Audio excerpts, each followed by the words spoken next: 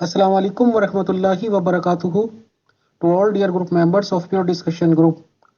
हम आज एक बार फिर से मोहतरम जाहिद खान साहब, उजाला मुगल मैम, अतहर अली साहब, अबू बकर साहब and all our respected group members of pure discussion group का तहे दिल से इस्तकबाल करते हैं और वेलकम करते हैं। शुक्रिया। हेलो मिस्टर अमीर फैसल साहेब, सॉरी 2-4 मिनट की, मैं आ गया हूँ। ये आपका प्योर डिस्कशन बड़ी रफ्तार से चल रहा है जैसे टैक्सी का बिल हो, तो मैं आ गया हूँ। जी फैसल भाई, बहुत बहुत शुक्रिया। जी अस्सलाम वालेकुम मोहतरम जाहिद खान साहब, आप फिक्र ना करें, ये टैक्सी का बिल आपको अदा नहीं करना पड़ेगा, इसका हम लोग खुद ही कुछ इंतज़ाम कर लेंगे। जी मैं पहला सवाल पेश करती हूँ कि मेरी असल में मुख्तलिफ मज़ाहिब और मसालिक के लोगों से गुफ्तगू होती रहती है, तो जिससे भी बात करो कि जी खुदा की मोहब्बत बहुत इम्पोर्टेंट है वगैरह वगैरह, तो वो ये कहते हैं कि हमारा दिल भी खुदा की मोहब्बत में ही हमेशा फड़फड़ाता रहता है, लेकिन ये कैफियत देर पा नहीं होती, क्योंकि हम एक मादी आलम में रहते हैं और यहाँ मादी ज़रूरियात जो हैं और ख्वाहिशात जो हैं वो हमारी तवज्जो को खींच लेती है। तो क्या ऐसा मुमकिन है कि इंसान 24 आवर अल्लाह ताला के साथ ही मेरा मतलब है उसकी सोचें और उसका दिल दिमाग उसी की तरफ मतवज्जो रहे? क्या ये मुमकिन है? लुटी जो फसले बहारा, तो था अजब मंजर, लिपट के रोए तिनके भी आशियाने से। अब मैं इसकी मिसाल यूं देता हूं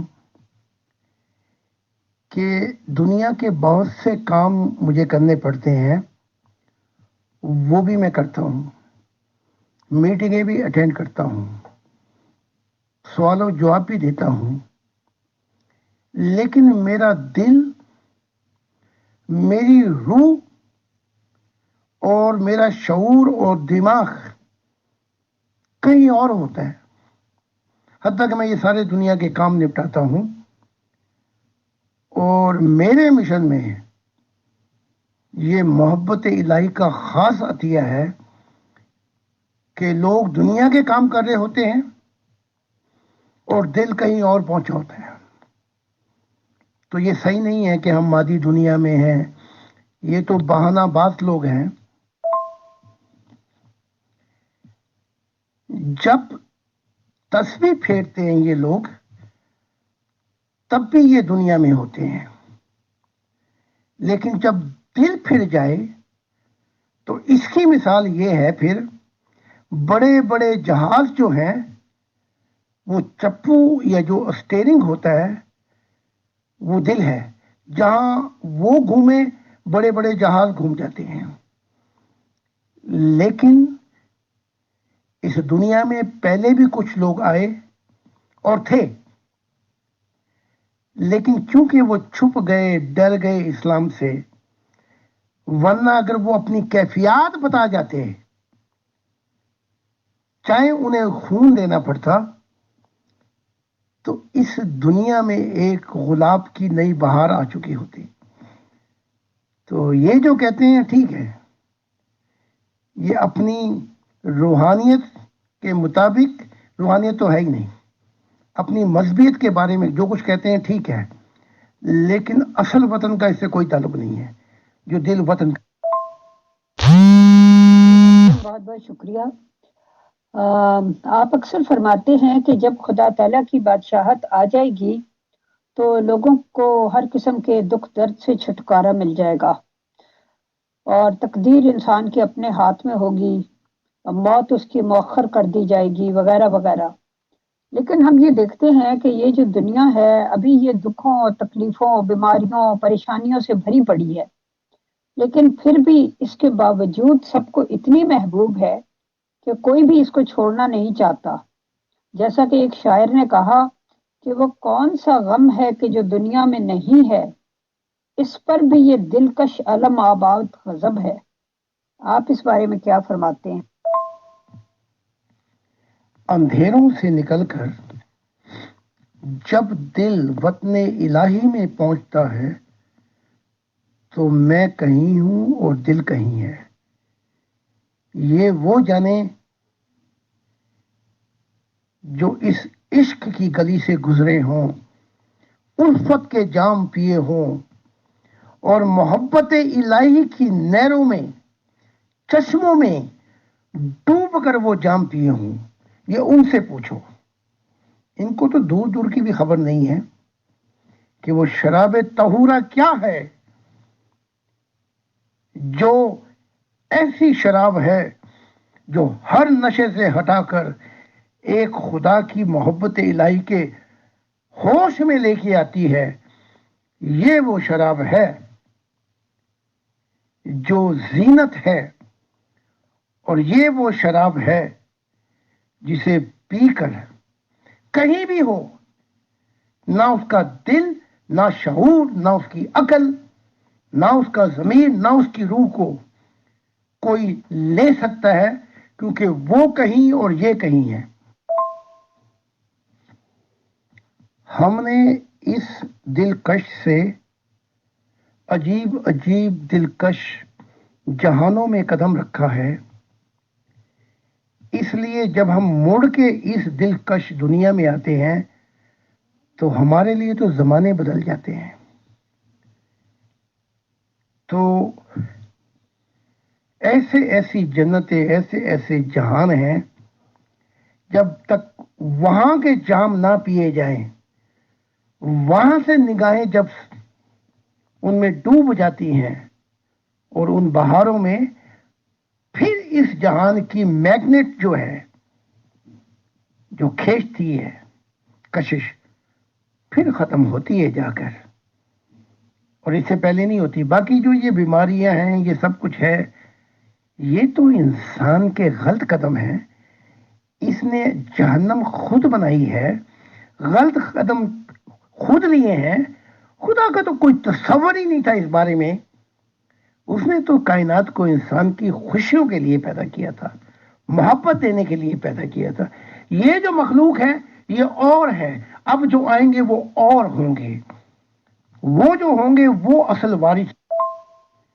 ये आपके यहां से कोई शख्स है जो डिस्टर्ब कर रहा है, बार बार अपना पैगाम अधूरा जा रहा है, तो देखिए कौन शख्स है। 795 है। जी मोहतरम, यहाँ मैं ये अर्ज करना चाहूंगी कि देखें, आप हमेशा अपनी मिसाल देते हैं। अब देखें, अगर आपको उसने नबी के तौर पे चुन लिया, मसीह के तौर पे चुन लिया, छोटी उम्र से ही जब आप 6-7 साल के थे, आपको उसने माथे और आंखों को चूमा, एक खास किस्म का नूर आपकी आंखों में भर दिया, फिर आपको सैरें कराई, और ये सारा कुछ जब आम आदमी बेचारे को तो ये सब मुयस्सर नहीं होता, तो फिर वो कैसे इतनी गहरी कैफियत में जा सकता है। उसको तो यहाँ जो लोग क्या कहते हैं, चूमते चाटते हैं, मोहब्बत करते हैं, मसलन उसके वालिदैन हैं, उसके बहन भाई हैं, उसके बीवी बच्चे हैं, उसकी शोहर है, उसके और दोस्त अहबाब हैं, उसके लिए तो जाहिर है टॉप प्रायोरिटी पे फिर वही चीजें हो जाती हैं ना। जब उसको वहां से कुछ मिलता ही नहीं है, और बाज लोग तो 60-60 साल की इबादत होती है, माथे के ऊपर मेहराब बने हुए होते हैं, लेकिन कभी भी लज्जत खुदा की मोहब्बत की लज्जत का कभी जायका तक नहीं चखा होता, तो वो कैसे क्या करें वो। आप उनके लिए कुछ बताएं ना। आपकी मिसाल यहाँ पे नहीं चल सकती, क्योंकि जो चुना हुआ होता है उसका मामला बिल्कुल डिफरेंट होता है। ये जो आपने कहा है ये बड़ा महदूद है, इसे नैरो माइंडेड कहा जाएगा। बल्कि यूरोप की जो सोसाइटी है वो तो रूहानियत से बिल्कुल ही दूर है। मैंने उनमें से हजारों को मोहब्बत के जाम पिला दिए। उन्होंने खुदा के दीदार को सिर्फ देखा ही नहीं, बल्कि खुदा ने आगे के भी सफर करा दिए। मैं अपनी बात थोड़ी कर रहा हूं, मैं तो उनकी बात कर रहा हूं जो मजहब से भी गए गुजरे हैं, जो ना इबादत करते हैं, ना इनकी तरह रोजे रखते हैं, ना इनकी तरह तस्बीहें फेरते हैं, ना खुदा का नाम लेते हैं 24 घंटे। उस यूरोप के अंदर मैंने ان لوگوں کو اپنے سے بھی آگے کئیوں کو وہاں پہنچا دیا جہاں میں ملتا ہوں خدا کے ساتھ. تو یہ درست نہیں ہے جو آپ کہہ رہی ہیں. یہ ہے جو بھی اپنے دل کو دریچے کو کھول کر پہلی محبت خدا کے لیے رکھ دے گا اور اس محبت کو پھر یوں پکڑ لے گا کہ پھر کوئی محبت اس کے درمیان نہ آئے. یہی کام میں نے کیا ہے یورپ کے اندر اور نبی بھی بناتا جا رہا ہوں.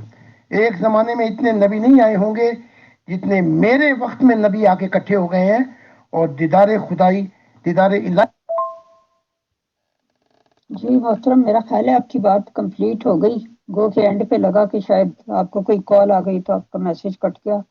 بہرحال میں اگلا سوال کرتی ہوں کہ جب انسان خدا کی طرف آتا ہے تو وہ بہت کچھ قربان کرتا ہے. کسی کو اقتدار قربان کرنا پڑتا ہے، کوئی شہرت کی قربانی دیتا ہے، کوئی دولت کی، گھر بار کی، محبت کی. لیکن پھر ہوتا یہ ہے اس کے نتیجے میں کہ انسان میں یہ تکبر آ جاتا ہے کہ دیکھو دیکھو میری طرف، میں نے خدا کی راہ میں کیا کیا قربان کیا ہے.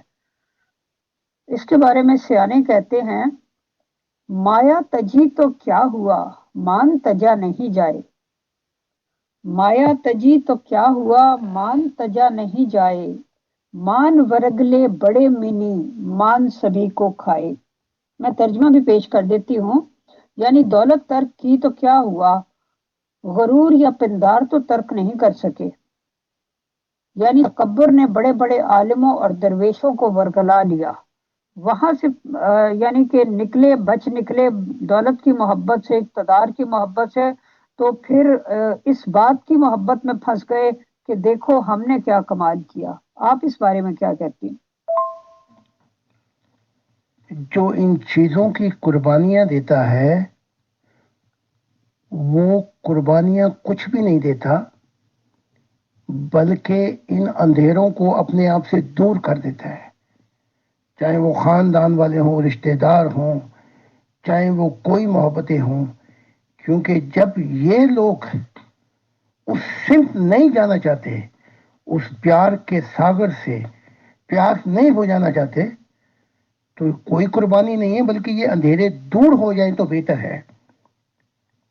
اب آتا ہے دوسرا سوال کہ جو خدا کا دیدار کر لے اور پھر بھی تکبر اور نحوست اس میں ہو، یہ ناممکن چیز ہے.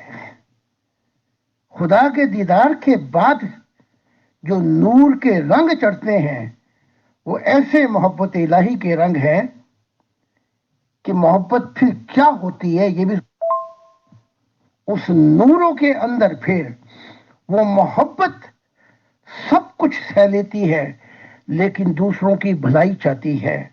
محبت صبر کر لیتی ہے. محبت سب بوجھوں کو اٹھا کر بھی خاموش رہتی ہے. محبت سب کو آگے کرنا چاہتی ہے کہ وہ بھی اس خدا کو ملے. محبت کا پھر یہ عالم ہوتا ہے کہ محبت ناز نہیں کرتی، فخر نہیں کرتی، نحوست نہیں کرتی. محبت جو ہے وہ دوسروں کی کشتی کنارے پہ لگاتی ہے اور سب سے اخیر میں کھڑی ہو جاتی ہے. محبت جو ہے اس کا اتنے اس کے عالم ہے کہ وہ جو کچھ کرتی ہے اس سے جو فائدہ ہوتا ہے وہ کل انسانیت کو ہوتا ہے. یہ وہ محبت ہے. وہ جو آپ نحوست اور ناز اور فخر کی باتیں کر رہی ہیں یہ وہ لوگ ہوں گے جن کی نگاہیں خدا کی نگاہوں سے نہیں ملی. جی محترم، بہت شکریہ، آپ نے اپنا نقطۂ نظر واضح کیا. اگلا سوال یہ ہے کہ آپ نے بتایا کہ 12 سال جنگل میں مجاہدہ کرنے کے بعد آپ نے خدا تعالیٰ کو دیکھا کہ ایک آگ کے بھنور کی صورت میں دیکھا، بہت بڑا. یعنی آپ نے جنگل کو جل میں آگ دیکھی لیکن کچھ جل نہیں رہا تھا، اور پھر ایک بڑا سا آگ کا ٹورنیڈو جیسا تھا وہ آپ کی طرف بڑا، اور وغیرہ وغیرہ. اور پھر ایک وجد کا عالم جو تھا وہ آپ کی روح پر طاری ہوا اور جسم پر ایک سخت کسی کیفیت طاری ہو گئی. تو حضرت موسیٰ علیہ السلام نے بھی جھاڑیوں میں ایک آگ سی دیکھی تھی. تو میں یہ پوچھنا چاہ رہی تھی کہ اللہ تعالیٰ تو نور ہے، تو وہ نار کی صورت میں کیوں جلوہ گر ہوتا ہے؟ خدا کے 3 نور ہیں. ایک سفید نور ہے جو سچائی کا نور ہے، اور ایک آسمانی نور ہے اس کا جو باپ کی محبت کا نور ہے. وہ آگ کے نور میں جب دکھائی دیتا ہے تو وہ محبت ماں کا روپ ہے. اب ماں کی محبت بتایا گیا تھا کہ خدا کی محبت 70 ماؤں سے بھی آگے ہے. یہ تو ایک لمیٹیشن ہے، محدودیت. وہ اس نور میں اس لیے آتا ہے کہ اس میں ساری جہانوں کی مائیں بھی آ جائیں اور سب کٹھے ہو جائیں تو خدا کی محبت چھا جائے گی کائناتوں پر. تو اب رہ گئی بات جو آپ مجھ سے پوچھنا چاہتی ہیں. جو آگ کی پوجا کرتے تھے ان کو تو اسلام نے اور محمد صاحب نے جڑ سے اکھیڑ کے رکھ دیا، زرتشت، کہ یہ آگ کی پوجا کرتے ہیں. زبردستی ان کے پرشیا پہ چھا گئے، ان کو جڑ سے ختم کر دیا، اور اس کے بعد خود آگ کی بھی پوجا کرتے ہیں یہ لوگ. اور قرآن میں لکھتے ہیں کہ جب وہ آگ دیکھی تو اس میں سے آواز آئی، اے موسیٰ میں رب العالمین ہوں، یہ پاک وادی توا ہے، اپنی جوتیاں اتار. تو یہ کیسے مذہبی تھا اسلام کہ جس نے دوسرے محبت کرنے والوں کو جڑ سے اکھیڑ کے رکھ دیا. تو ذرا ایسے بھی دیکھا کریں تنقید کی نگاہ سے کہ یہ کام اسلام نے صحیح کیا ہے یا ظلم کیا ہے. اور جب دل کے اور ضمیر کے دریچے روشن ہو جائیں گے تب ہم خدا کی طرف بڑھیں گے اور حق کی آواز کو پہچانیں گے. تو ہمیں ان چیزوں کو گول مول نہیں کرنا. یہ ابو بکر، یہ عمر، یہ عثمان اور یہ علی محمد صاحب کو یوں جانتے تھے جیسے آپ اپنے خاندان کے قریبی فردوں کو جانتے ہیں، جیسے اپنی بیویوں کو جانتے ہیں. محمد صاحب نے سارا پلان ان کے سامنے رکھ کے گئے تھے کہ زرتشت ایران کے ساتھ کیا کرنا ہے. ابو بکر کے دور میں تو نہیں ہو سکا، لیکن پھر سعد بن وقاص عمر کے دور میں اس کو خالد بن ولید کو ہٹایا اور پھر ایران فتح کیا. اور پھر جو حال کیا ان آگ کے پجاریوں کا سب سے بڑا ظلم ہے. زرتشت کہتے ہیں میرے سامنے محمد کا نام نہیں لینا، اور میں جو میرے پہ بیتی ہے. اور پھر بڑی عجیب بات ہے کہ قرآن کی جتنی تعلیمات ہیں وہ اگر لو تو اس میں سے 90% زرتشت کی تعلیمات ہیں. ان کی تعلیمات بھی لے لیں، ان کو ملیا میٹ بھی کر دیا. تو آج میں اس آواز کو بھی بتا دینا چاہتا ہوں کہ اسلام ہے. جی محترم، دیکھیں میں تو ہمیشہ اپنی مثال ایک ادنا طالب علم کی سمجھتی ہوں، اور جہاں سے بھی کچھ علم مل سکے، کوئی نئی بات پتہ چل سکے، وہاں ہمیشہ ادب کے ساتھ دو زانو ہو کر بیٹھ جاتی ہوں. تو اب یہ آپ نے ایک نئی بات بتائی، کیونکہ محمد رسول اللہ صلی اللہ علیہ وسلم پر یہ خدا تعالیٰ کی وحدانیت کی پوجا کروانا اور اللہ تعالیٰ کی طرف لوگوں کو راغب کرنا فرض تھا. تو آگ تو چونکہ خود خدا تعالیٰ کی بنائی ہوئی ایک مخلوق ہے، جس طرح پانی ہے، بادل ہیں، آگ ہے، ہوائیں ہیں. تو ذرا پلیز اس ٹاپک کو ذرا کھول کر بتائیے، میری سمجھ میں نہیں آیا، سوری. زرتشت کی تعلیمات میں ایک خدا کا تصور بھی پایا جاتا ہے، جنت اور جہنم کا کانسیپٹ بھی ہے، قیامت کا بھی کانسیپٹ ہے، برائی ابلیس کا بھی کانسیپٹ ہے. اور مجھے بتایا گیا ہے فرشتوں کی دنیا میں کہ بہت سی تعلیمات محمد صاحب نے زرتشت کی تعلیمات سے لی ہیں. ٹھیک ہے، اور بہت سی تورات اور انجیل سے. لیکن اس کے باوجود جب وہ آگ کا کانسیپٹ، جب وہ ایک خدا کو مانتے تھے، خدا کا نام بھی مانتے تھے، انہوں نے بھی آگ کا نور دیکھا تھا. موسیٰ نے بھی آگ کا نور دیکھا تھا اور ان کا بھی نام تھا زرتش، اس وقت ذہن میں نہیں آ رہا، بعد میں بتا دوں گا آپ کو. تو پھر کیا حق پہنچتا ہے کہ اس آگ کے محبت کرنے والوں کو، اور ان کا خدا کا بھی ایک نام ہے، ان کو تو جڑ سے اکھاڑ دینا اور پھر موسیٰ کی تعریف کر دینا کہ اس نے آگ دیکھی تھی. میں آپ کو یہ نئی چیزیں بتا رہا ہوں. یہ اسلام کا نیا رخ ہے کہ جو کنسپٹ قرآن بتاتا ہے وہ کنسپٹ زرتشت کی تعلیمات کے اندر ہے، اور وہ کلیئر خدا کا کنسپٹ پیش کرتا ہے.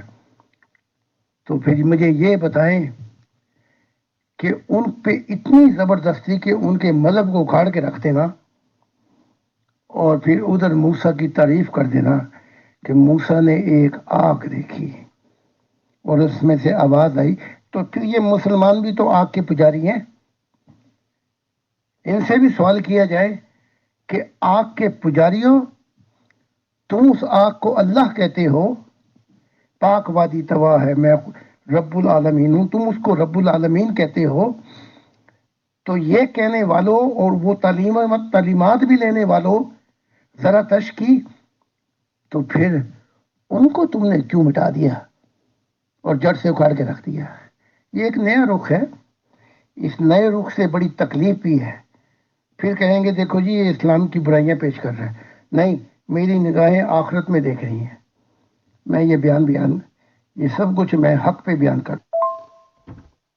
محترم زاہد خان صاحب، یہاں اگین 2 سوال پیدا ہو گئے. پہلا سوال تو یہ ہے کہ خدا تعالیٰ جس روپ میں چاہے جس کو چاہے جلوہ دکھائے. اگر وہ حضرت موسیٰ علیہ السلام پہ آگ کی صورت میں جھاڑی میں ظاہر ہوا تو اس کی مرضی تھی.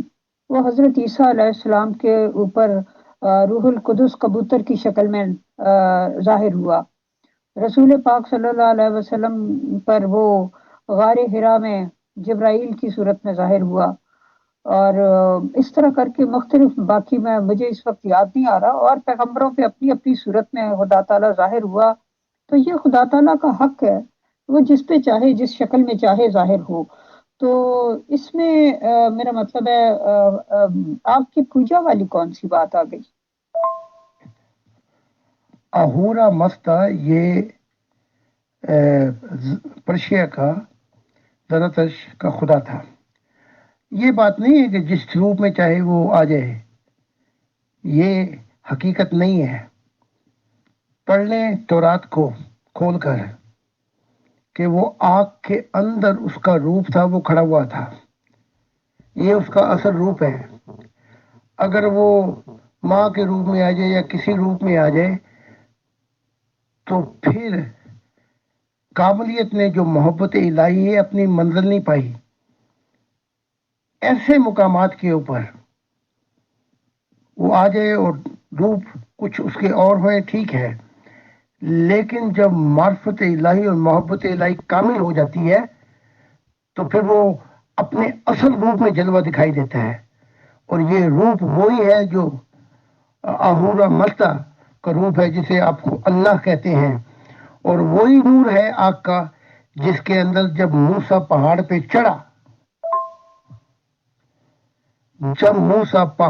چڑھا، تو انہوں نے دیکھا آگ، اور آگ کے اندر وہ کھڑا ہوا تھا، اور اس کے اوپر جو اس کا اصل روپ تھا آسمانی نور.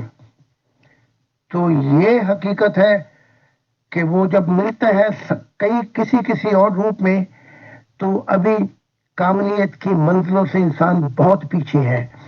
لیکن جب وہ اصل روپ میں ملتا ہے تو پھر یہ نور ہے جس کے اندر سے وہ باہر آتا ہے، اور اسے کہا جائے گا اصل روپ جس میں وہ دکھائی دیتا ہے.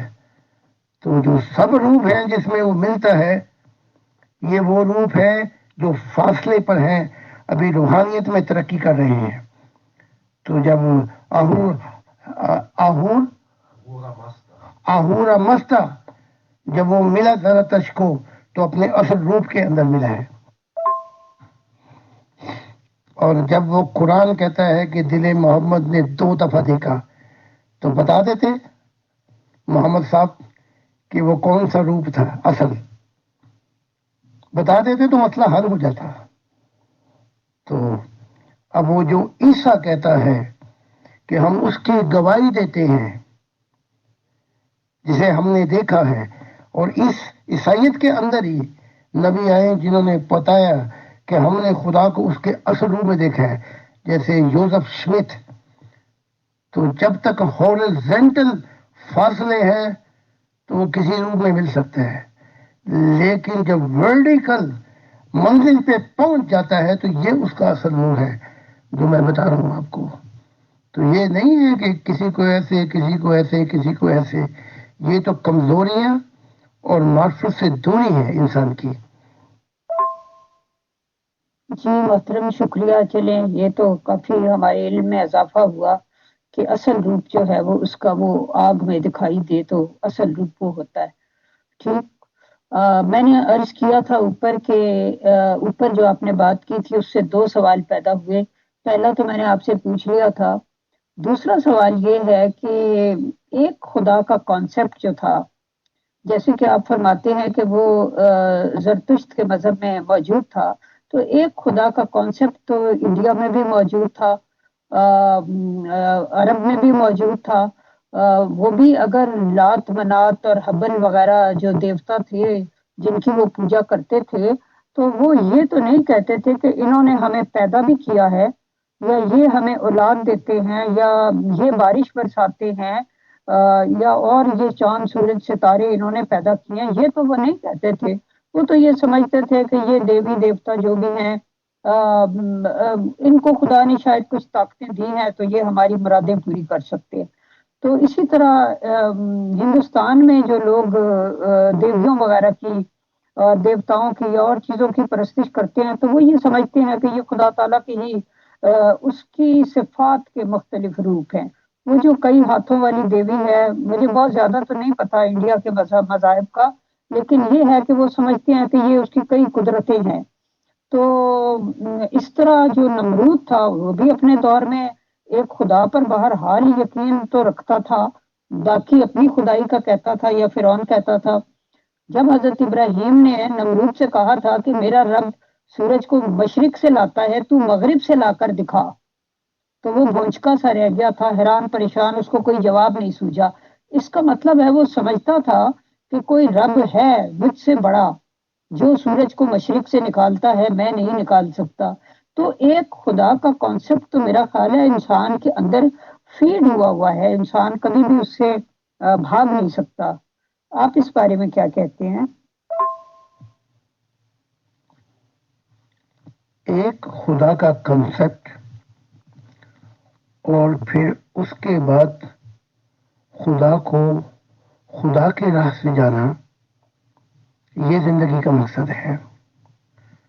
ورنہ تو اللہ بھی ایک بت تھا جسے عیسائیت الزام تراشی کرتی ہے. نہیں ہے بھی ٹھیک وہ کہ ہاتھ منہ، تو اللہ بھی ایک بت تھا. یہ اللہ جو ان کا ہے اسلام کا، یہ کہاں سے لے کے آئے تھے؟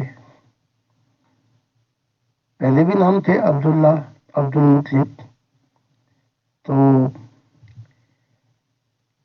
سوال یہ پیدا ہوتا ہے کہ وہ اللہ، وہ جیسے ابراہیم، ہمارے باپ دادا بھی بڑے بت پرست تھے، بلکہ ہندوؤں سے بھی زیادہ بت پرست تھے ابراہیم. تو کہاں فرعون اور کہاں نبیوں کو ملاتے نا. لیکن مذہب سے مراد کوئی بھی ہو، وہ یہ لی جائے گی مذہب سے مراد ڈیفینیشن کہ وہ زندہ خدا سے ملا دے. اگر زندہ خدا سے ملا سکتا ہے تو ٹھیک ہے، لیکن صرف اگر شریعت کے کام یا شریعت کے احکام یا سوسائٹی نے کیسا جینا ہے، کیسے زندگی گزارنی ہے، ٹھیک ہے، لیکن یہ زندگی کا مقصد اور منزل تو نہیں ہے. تو آپ دیکھ لیں اسی پکچر میں کہ عیسائیت نے کتنوں کو خدا سے ملایا ہے، اور دوسرے مذہب والوں میں بھی اور اسلام میں بھی. بلکہ اسلام میں تو یہ ہوا کہ جو مل سکتے تھے ان کو ہی مار دیا، بلکہ ون وے اسٹریٹ بنا دی کہ جو مل بھی لے تو وہ واپس آ کے قرآن کی تعلیمات کو بدل نہ سکے. تو یہ بڑا لمبا مضمون ہے، لیکن میں یہ سمجھتا ہوں مذہب اس چیز کے اہل نہیں ہے، یا مذہب اہل ہے تو پھر وہ مذہب سے آگے روحانیت میں قدم رکھے، کیونکہ روحانیت جو ہے وہ انسانوں کو نبیوں جیسے سفر کراتی ہے اور زندگی کے مقصد کو یوں پورا کرتی ہے کہ انسان زندہ خدا سے مل لیتا ہے. تو کانسیپٹ ہوں گی تو کیا ہوا، بڑے کانسیپٹ ہیں. اور زرتشت کی تعلیمات میں بہت سے تھے جو خدا سے ملے اور اس کے بعد کیا ہوا، ان کا یہ لمبی داستان ہے، میں اس کو یہیں چھوڑ دیتا ہوں. تو صرف کانسیپٹ کے نام سے اسلام اونچا نہیں ہو سکتا، اور نہ کانسیپٹ کے نام سے کوئی اور مذہب اونچا ہو سکتا ہے. ملانا اور اس زندہ خدا کو اس سے ملا دینا اور اس زندہ خدا کو اس سے پا کے پھر انسانیت میں وہ آ جائیں جو اس انسانیت کو خدا سے ملا دے، تب بات بنتی ہے. محترم، یہاں میں تھوڑا سا آپ سے اختلاف کرنے کی اجازت چاہوں گی. وہ یہ ہے کہ آپ نے فرمایا کہ عیسائیت نے کتنے لوگوں کو خدا سے ملوایا. ابھی ہمیں تو نہیں پتا نا، نہ کوئی گنتی ہے، نہ کوئی ایسی چیزوں کی فہرست چھپتی ہے.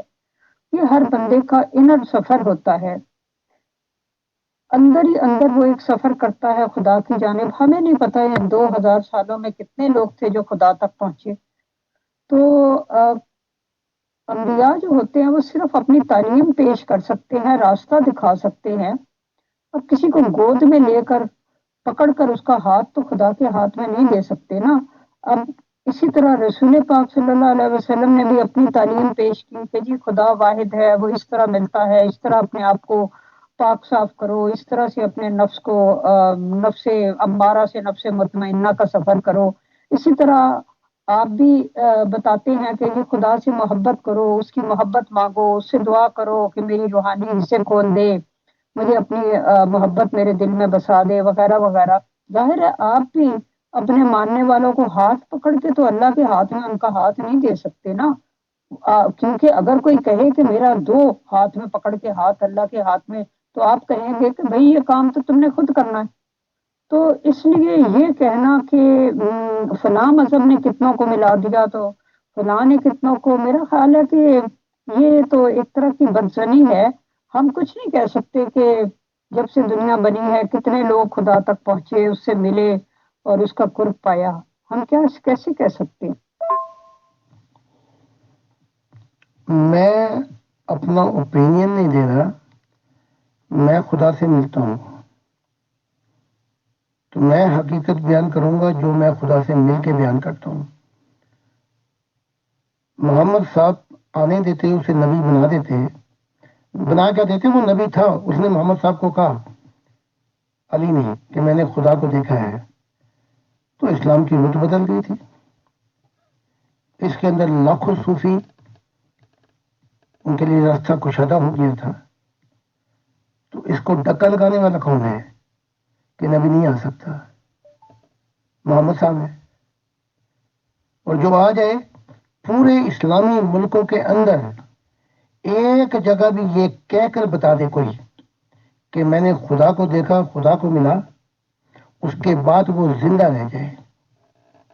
یہی حال اپنا عیسیٰ نے کیا. ڈکا لگانے والے تو یہ خود ہیں.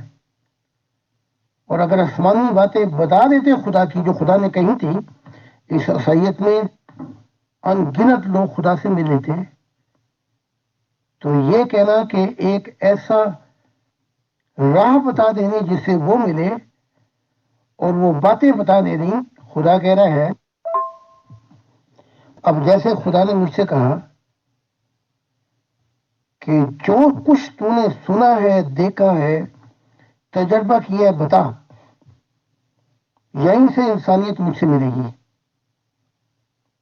تو یہاں تو نہ ہلڑی لگ رہی نہ پھٹکری.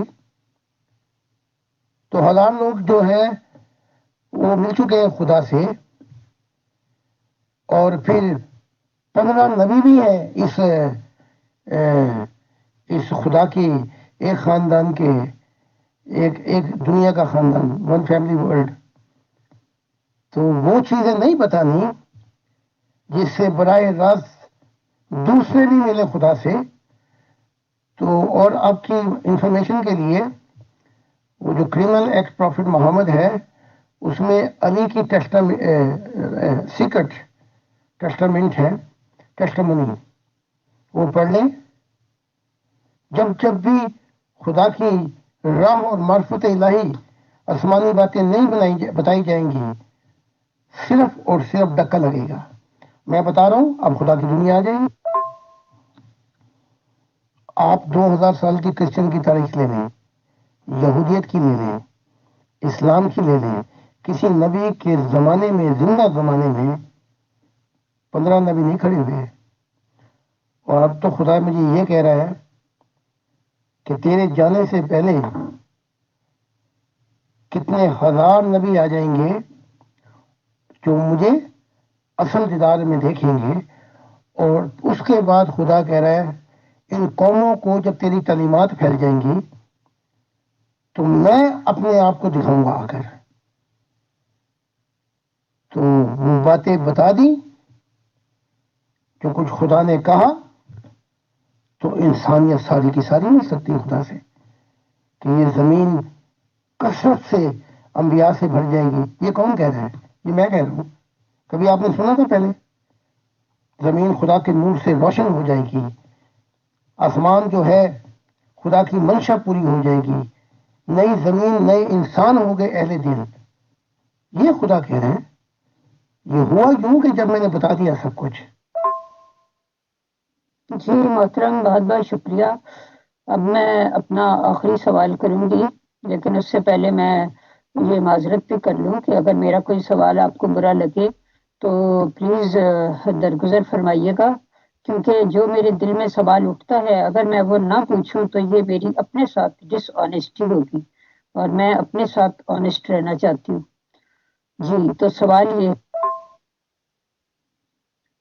جیسا کہ آپ نے اکثر فرمایا کہ عالم بالا میں جب خدا تعالیٰ آپ کو بلاتا ہے تو وہ آپ کے ماتھے اور آنکھوں کو چومتا ہے اور اپنے تخت سے اتر کر سجدہ بھی کرتا ہے. اس کے علاوہ بھی آپ نے بہت سے محبت کے مناظر کی تصویر کشی کی ہے. لیکن جب آپ اس دنیا کی طرف واپس لوٹتے ہیں تو یہ دنیا والے آپ کو جھٹلاتے ہیں، گالی گلوچ کرتے ہیں، ان کا بس چلے تو قتل سے بھی گریز نہ کریں.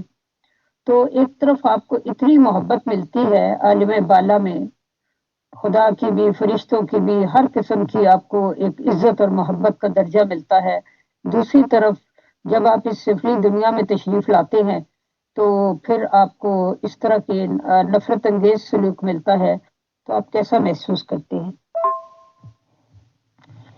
مجھے بہت خوشی ہو رہی ہے مغل اجالا صاحبہ کہ آپ کے سوالوں سے جو سوال اور نکلتے ہیں اس معرفت الہی کے سمندر میں بھی ڈوبا جائے. تو میں شکر گزار ہوں آپ کا کہ آپ عجیب نہیں بلکہ گہرے سوال کر کے اور دروازے کھول دیتی ہیں، کھڑکیاں. تو میں دل سے شکر گزار. اصل میں وہ جو محبت ملتی ہے وہ اسی لیے ملتی ہے کہ میں انسان کے اندھیرے دور کر دوں، جو اگنورنس، رسوائی کے اندھیرے ہیں، جو حجاب ہیں انسان اور خدا کے درمیان. اور باقی رہی سی کسر جس سے دل مطمئن ہو جاتا ہے میرا کہ خدا نے مجھے مستقبل دکھا دیا ہے. تو جب وہ مستقبل مجھے دکھایا بار بار کہ میری بادشاہت اور وہ دنیا دکھائی کہ انسان کیسے ہوں گے، تو میں دونوں طرف سے باغ باغ ہو گیا کہ یہ زمین بھی ایک دن وہ جنت ہوگی جہاں پر آسمانی جنتیں سننے کے لیے آئیں گی معرفت الہی کے راز۔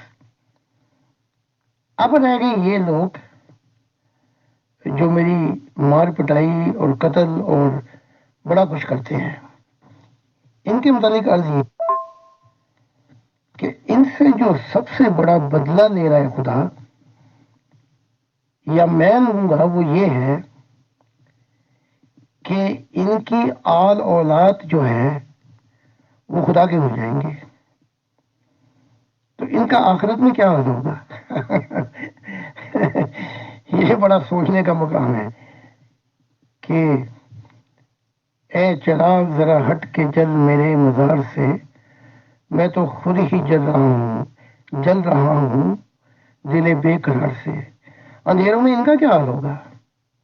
اور پھر یہ دیکھیں گے وہاں پر کہ ان کی آل اور نسلیں خدا کی محبت میں کامل ہو چکی ہیں۔ تو حقیقت ہے یہ ہے کہ یہ جو بھی کر لے مجھے ان کی پرواہ نہیں رہی، اور خدا کی ذات بھی لاپرواہ ہے۔ جب ادھر محبت کے جام پی لیے ادھر مستقبل دکھا دیا، تو یہ بیچ کا کوڑا ہے، یہ میں صاف کر کے جاؤں گا، اور جو مجھ سے صاف نہیں ہوگا وہ باقی انبیاء صاف کر دیں گے تاکہ خدا کا نور اس زمین کو روشن کر دے۔ اور مجھے مغل اجالا صاحب سے یہ کہنا ہے کہ آپ کا بھی عجیب حال ہے، آپ ایسے سوال کر دیتی ہیں کہ مجھے بار بار وجد کی دنیا میں پہنچاتی ہیں، تو یہ بھی بڑا کمال ہے، یہ بھی آپ کا ٹیلنٹ ہے، اور خدا اس ٹیلنٹ میں اور وسعت ڈال دے کہ بار بار آپ کے سوال مجھے خدا کے وجد کی دنیا میں لے جاتے ہیں۔ محترم زاہد خان صاحب، کافی لوگ اب جان چکے ہیں کہ امیر فیصل کا یہ فیوریٹ ٹاپک ہے خلافت پہ بات کرنا، جو کہ 1400 سال پہلے آئی ہے۔ محترم، میں نے یہ پایا ہے کہ دو جو امپورٹنٹ فرقاز ہیں، شیعہ اور سنی، ان دونوں کے ہی موقف اس ریگارڈنگ بڑے علیحدہ علیحدہ ہیں، اور اب احمدیز سے جب ہم بات چیت کرتے ہیں تو مجھے ایسا محسوس ہوتا ہے کہ احمدیز بھی لگ بھگ وہی پوائنٹ اپنانا چاہتے ہیں جو کہ سنیز کا ہے۔ تو ایک دو سوال میرے آپ سے میں گائیڈنس لینا چاہتا ہوں اس ریگارڈنگ سر، کہ قرآن شریف میں اس طرح کی آیتیں آئی ہیں کہ کچھ صحابہ لوگ، ان کی سنگت میں بیٹھنے والے لوگ رسول اسلام صاحب کے اونچی آواز میں اور شور شرابہ کرتے تھے، تو قرآن شریف کی آیت نازل ہوئی کہ محمد صلی اللہ علیہ وسلم کے سامنے اونچی آواز پہ بات مت کرو، اور صحیح حدیثوں میں لکھا ہوا ہے کہ یہ دونوں باتیں ریگارڈنگ فرسٹ اینڈ سیکنڈ خلیفہ صاحب تھی، مینس حضرت ابو بکر علیہ السلام اور حضرت عمر علیہ السلام کے ریگارڈنگ۔ تو آج آپ تھوڑی سی بات چیت ہوئی تو یہ کہتے ہیں کہ جی قرآن میں تو نام نہیں لکھا ہوا ہے پلس۔ تو محترم زاہد خان صاحب، پھر میں نے ایک بات یہ بھی کہی، قرآن شریف میں ان دونوں کے نام مطلب حدیث یہ ثابت کرتی ہیں کہ وہ دونوں تھے، اور قرآن شریف میں یہ ذکر تو موجود ہے کہ رسول اسلام صاحب نے دو بیویوں کے کہنے پر، یا دونوں بیویوں نے کچھ میٹنگ ارینج کی تھی، ان کو کچھ کھانے کو دیا تھا، اور رسول اسلام صاحب نے پتہ نہیں کچھ تانا وانا دیا تھا بیویوں نے ان کو، تو انہوں نے یہ کہہ دیا تھا کہ میں اپنے اوپر یہ چیز حرام کرتا ہوں، اور ڈیٹیل سے پتہ کرنے پر یہ پتہ چلتا ہے کہ وہ شہد کے ریگارڈنگ تھا۔ تو اللہ تعالیٰ کی طرف سے ڈانٹ ملی تھی کہ جی آپ حلال چیزوں کو حرام کیسے مان سکتے ہو۔ تو میں نے یہ دونوں پوائنٹس رکھے، تو بس انہوں نے اتنا کہا کہ جی قرآن میں تو نام نہیں ہے، یہ ہے وہ ہے، دس اینڈ دیٹ، اور اسی طرح سنی لوگ ہیلے بہانے بناتے ہیں۔ تو محترم اس پہ ذرا سا اپنا موقف واضح کر دیں پلیز، دونوں، کہ وہ اللہ تعالیٰ کے سامنے اونچی آواز میں نہیں بولنا، حدیثوں میں جو لکھا ہے میں نے آپ کو بتا دیا، آپ اپنا موقف پیش کر دیں۔ 1400 سال نہیں 1500 سال، اور یہ ٹھیک ہے، قرآن میں ابو بکر اور عباس عثمان اور ان کا نہیں لکھا، حدیثوں میں ہے۔ تو باقی وہ جو شہد کی بات کر رہے ہیں وہ واقعہ عائشہ بیوی اور حفصہ بیوی کا تھا یا سلمہ. تو شہد سے مراد جب وہ سوتے تھے ان کے ساتھ دوسری بیویوں کے ساتھ، یہ تھا شہد. تو وہ جب آتے تو کہتے آپ کے منہ سے بدبو آ رہی ہے محمد صاحب کو، اور عجیب عجیب سے، تاکہ وہ ان ازواج کے پاس نہ جائے. تو یہاں شہد سے مراد جو ہے وہ ان کے وہ تعلقات ہیں جو آدمی اور بیوی کے درمیان ہوتے ہیں. تو کہا کہ اچھا پھر میں نہیں جاؤں گا، نہیں کچھ عذر کیے. تو اس پر وہ بتایا جاتا ہے کہ قرآن کہتا ہے. اب دوسری مضمون پہ آ جاتا ہوں. ہاں جی، محترم زاہد خان صاحب، آپ نے کافی تعریفیں کی اجالا مغل میم کی. بالکل وہ بہت زیادہ مستحق ہیں، اور الحمدللہ پیور ڈسکشن گروپ کی وہ ریگولر ممبر ہیں، ریسپیکٹڈ ممبر ہیں. پلس وہ ٹیم مینیجر یا مینیجر اس کام کی ہیں کہ آپ کے ریگارڈنگ جو بھی پروگرام مرتب کرنے ہوتے ہیں یا آپ کے فالوورز کے ریگارڈنگ، وہ سب انہی کی دیکھ ریکھ میں ہوتے ہیں، اور ہم تو ان کی گائیڈنس میں اس وقت کام کرتے ہیں سر. تو واقعی میں ہی بہت زیادہ صلاحیتوں سے نوازا ہے اجالا مغل میم کو خدا نے. شکریہ، جزاک. اونچی آواز کیا، وہ تو تھی، منع کیا گیا. بہت سے سوال بھی نہیں کر سکتے تھے محمد صاحب سے، اور اگر سوال کرتے تھے پہلے تو جواب نہیں ہوتا تھا، تو کئی دن کہتے تھے کہ ابھی وہی نہیں آئی، تو وقت لے کے سوچ بچار کر کے پھر جواب دوں گا. تو اسلام نے تو بہت سے سوالوں کو بھی محمد صاحب کے دور میں ہی کہ ان سوالوں کی اجازت نہیں ہے، خدا کا کلام اتر رہا ہے، جو اتر رہا ہے اس کو مانو، لیکن یہ خدا کی ذات نہیں ہے. فرشتے ہوں گے جو بہت سی چیزوں میں محمد صاحب کے ساتھ کمپرومائز کیا. تو اسلام میں تو اب بھی اجازت نہیں ہے ہر سوال پوچھنے کی. تو یہ بیچ میں کوئی ٹیلی فون کر رہے ہیں گڑبڑ اور بات کٹ جاتی ہے. محترم زاہد خان صاحب، آپ سے ریکویسٹ ہے کہ پلیز وہ نمبر آپ مجھے پرووائڈ کر دیجیے اور گروپ پہ بھیج دیجیے جن فون نمبر سے آپ کو ایسا کیا جا رہا ہے سر، پلیز. ٹھیک ہے، اگر ایک دفعہ پھر ڈسٹرب کرے گا تو پھر ایک دفعہ معافی دیں، گزر کریں. لیکن ان کو خود بھی ارشاد ہونا چاہیے کہ مورل اور انسان یہ ہے کہ تہذیب سے سوالوں کے جواب سنیں. اگر نہیں مانتا نہ مانے، ہم کسی کو زبردستی بنوانے تھوڑی آئے ہیں. لیکن جو معرفت کی محفل ہے روحانیت کی، اس میں خلل اندازی کرنا یہ صحیح بات